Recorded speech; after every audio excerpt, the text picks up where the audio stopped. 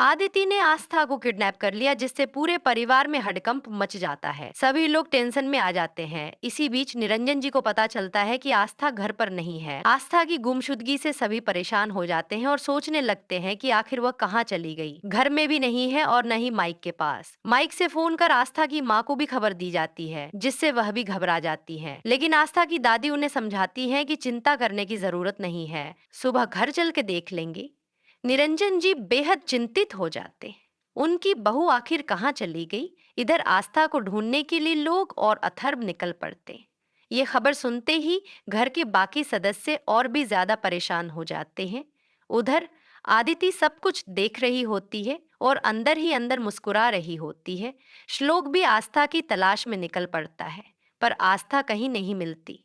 आस्था को चूहों से डर लगता है और जब उसे चूहे नजर आते हैं तो वह डर के मारे चीख उठती है, श्लोक मुझे बचाओ। लेकिन उसका मुंह बाधा होने के कारण आवाज साफ नहीं आती। श्लोक और उसके भाई उसे ढूंढने में लगे रहते हैं, लेकिन कोई सुराग नहीं मिलता। गांव के बाहर भी आस्था की खोज जारी रहती है।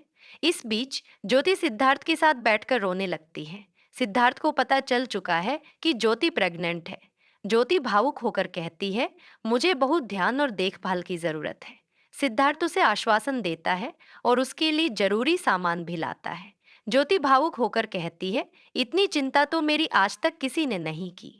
आस्था रात भर एक पुरानी कुर्सी पर बूधी रहती है। उसी खंडहर में श्लोक पहुंचता है। उसकी आवाज सुनते ही आस्था जाग जाती है और मदद की गुहार लगाती है, श्लोक मुझे बचा लो। लेकिन उसका मुंह ढका होने के कारण वह ठीक से बोल नहीं पाती।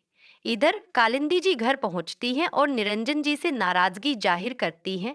आपने मुझे रात भर यह क्यों नहीं बताया कि मेरी बेटी कहाँ है।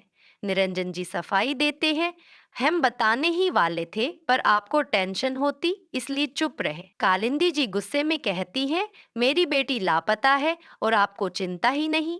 इस पर निरंजन जी गंभीरता से जवाब देते हैं, कालिंदी जी जितनी चिंता आपको है उतनी ही हमें भी है। कालिंदी जी निरंजन जी की बात सुनकर चुप हो जाती हैं। अदिति मन ही मन सोचती है, इतना ड्रामा कम था जो अब और बढ़ गया। अब वह आस्था को मारने का फैसला कर चुकी है। उसे डर है कि अगर आस्था सही सलामत वापस आ गई तो उसकी सच्चाई सबके सामने आ जाएगी। आस्था बेहद घबराई हुई है। उसके मन में सवाल उठते हैं, क्या अदिति सच में मुझे मार देगी।